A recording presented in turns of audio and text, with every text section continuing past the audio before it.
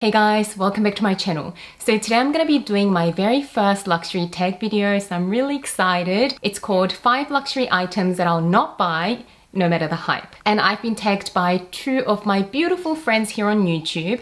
Caitlin from Caitlin Polowski. Sorry babe if I butchered your last name. I am not the best at pronouncing names, so bear with me. And I've also been tagged by Amy from Fashionably Amy. Thank you so much girls for tagging me. By the way, Amy, we're twinning on these beautiful dangly earrings from Chanel. I love them on you as well. Anyway, thank you so much girls for tagging me. I am really excited to do this video. So before we get into the 5 items that I'll not buy, I just want to preface it by saying my opinion on things always change. So there are certain items that I've swore that I'll never buy and I ended up loving them and bought multiples of them. And there are luxury items that I was always interested in but never really pulled the trigger on them. So this is by no means an absolute no, I'm never gonna buy them. But these are just items that I currently think that I probably won't buy. So don't hold me to it if I do end up buying one of these things, because I have been known to do that. I also want to say, please don't take offense to any of these if you do own one of these items or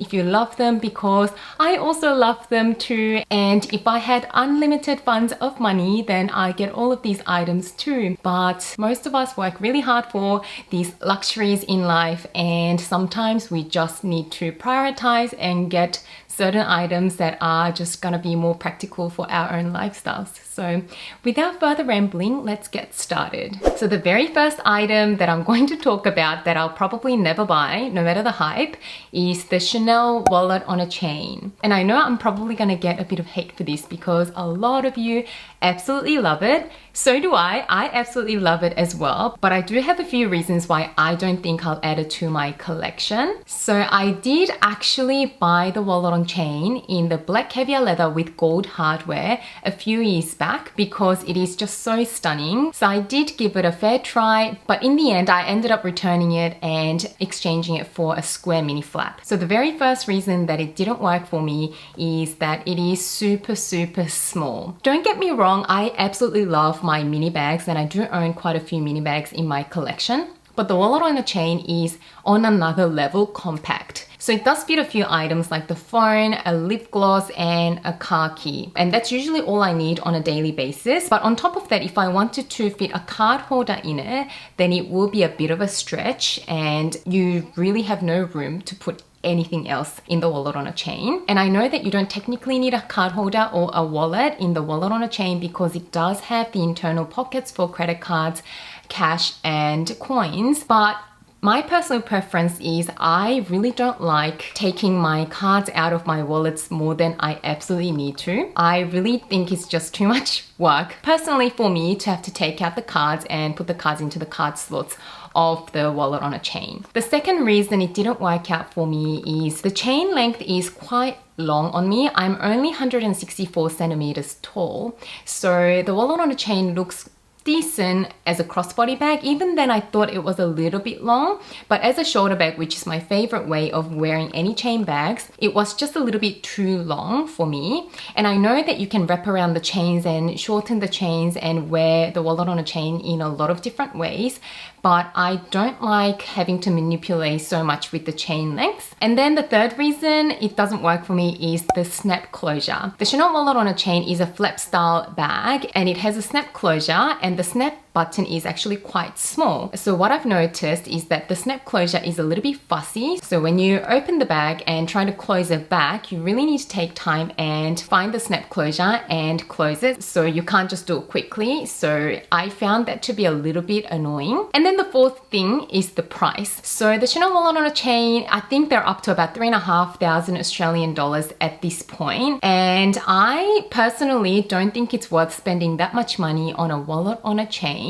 With $3,500, I can go and buy a proper well-sized clutch from another fashion house like, Saint Laurent or even Louis Vuitton. So some of these other fashion houses have amazing well-sized clutches for that price or less. And when I look at the Chanel wallet on a chain, to me personally, it doesn't look like a $3,500 bag. And I hope I didn't offend anyone, but again, this is just my opinion. And I'm also not saying no to wallet on chains in general. So I do still like certain wallet on chains that are still a little bit more roomy. So I do actually own a wallet on chain in my collection. It is from Louis Vuitton. It is the Felicie wallet on a chain. And I absolutely love this one because first of all, it was half the price of the Chanel wallet on a chain, or even less. I think it was about 1,400 Australian dollars. And second of all, it looks beautiful, just as beautiful. And third of all, it is quite a lot more roomy. So when you open it up, it does have two separate inserts, which are really handy as well. You can use these inserts in different bags too. It is actually quite roomy and quite pliable, so I can actually fit a card holder in there with everything else. And the other pro is that the chain is detachable. So I just wanted to point that out, that I still do like certain wallet on chains, just not the one from Chanel. The second item that I probably won't buy are the Chloe Susannah boots. I know that these boots are so popular and I absolutely love the look of them as well. They're so edgy, stylish, and they're actually quite comfortable. I did try them on a few times in David Jones here in Sydney, and they retail for about 1,600 or 1,700 Australian dollars the last time I checked. The reason I don't think I'll ever buy these boots is because usually boots are my rainy day bad weather shoes. And for me to spend 1,700 Australian dollars on a pair of boots and not be able to easily enjoy them on a rainy day because I'm really concerned about ruining the shoes, which I know I will be really concerned about ruining the shoes at the price point that they carry, I just don't think it will be practical enough for me. And so for me to go out and spend 1,600 or 1,700 Australian dollars but then not be able to wear them on any day that I'd like to wear them, I personally don't think that's for me. Also, when I tried them on, for some reason they didn't look the most flattering on my legs. I normally absolutely love ankle boots, but for some reason they just didn't sit quite right around my ankles. They're a little bit wide around my ankles. I mean, I am more on the petite side, but I am not tiny by any means. I know there are so many other girls out there that love these boots and they have even smaller ankles than me from what I can gather, but they still look great on them. But for some reason, they just didn't flatter my ankles or my legs that much. So I don't think they'll be worth the price tag personally for me. The third item that I will not buy is the Louis Vuitton Petite Malle. It is such a gorgeous small bag and I have fallen in love with the look of it. I think it is quintessentially Louis Vuitton because it is inspired by the trunk pieces that they do. So don't get me wrong, again, I absolutely love it, but I just cannot think of an occasion that I'll pick that bag over my other bags. So what I mean is, if I'm dressing really casually and I'm looking for a day bag, then I'll probably go with my more medium-sized bag so I can fit a few more things in the bag during the day. And if I'm choosing an evening bag for a night out, then I'll probably go for something that looks a little bit more dressy, like my Chanel mini bag or my Louis Vuitton Felicie wallet on a chain, or even a Chanel classic flap. So I feel like at the price point that it is, which is close to 7,000 Australian dollars, I just don't see myself picking the Petite Malle over some of my other bags in my collection that I already have. So for me, I absolutely admire from afar, but I don't think I'll shell out $7,000 to buy the Petite Malle. The second last item that I'm going to be talking about is a Louis Vuitton agenda. I am definitely a planner girl. I absolutely love my pen and paper, but for me, for some reason, having a luxury agenda is not really high up on my priority list. So I have been using planners from Kiki K for many years, and this year I didn't even get an agenda from Kiki K. I just got a really budget-friendly one that my friend Saha gifted me. She found a really good compact agenda from just the news agency. It is really pretty. I love this color blue. It's like the Tiffany blue, and it's really compact, which I love because when I'm using medium-sized bags, it doesn't take up too much space. and I really like the layout. So it is day per page and it's got the times and the calendars.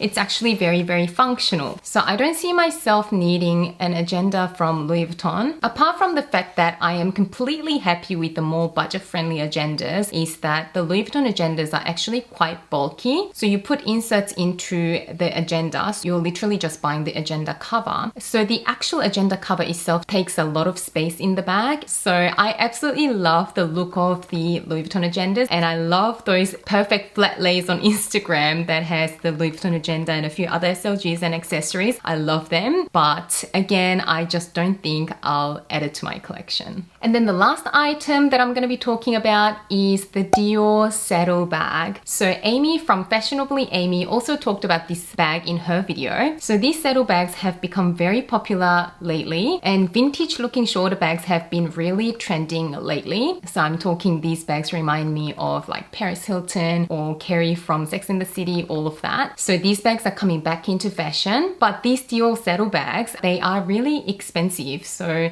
the fabric version is going for close to 4,000 Australian dollars. When I found out how much it was going for, I just don't think it's really worth the price tag. And I know that this is going to be a trendy bag that's going to go in and out of fashion. So it might be hot for the next couple of years, even, you know, few years, but then I personally think that it's going to go out of fashion at some point. And for me to spend about $4,000 for a bag that's not going to be timeless is just a little bit of a waste of money for my own situation. Also, as Amy mentioned, when I had a look at the bag, it is a small bag, and because of the shape, it's just not the easiest bag to pack your things into. So in my opinion, when you're going for a small bag, because the bag is already quite small, you want to be able to pack it really well so you can fit a few things in at least without too much trouble. So for those reasons, I don't think I'll be buying into this hype. So these are the 5 luxury items that I don't think I'll buy no matter the hype. I'd also love to know what you guys think about this topic. So please do share your items that you probably won't buy no matter the hype down below in the comment section. I'd love to know your thoughts as well. I'm also going to tag a few ladies that haven't yet done this tag video. I tag 408 California 408. Hi babe, I'd love to see your video on this, especially because you're going through a low buy year this year. It'll be really interesting. I also tag Jerusha Couture. Hi Jerusha, I'd love to see your items as well. I'd also love to see this video from Hey June, Chase Amy, Amy Jo, Mel in Melbourne, and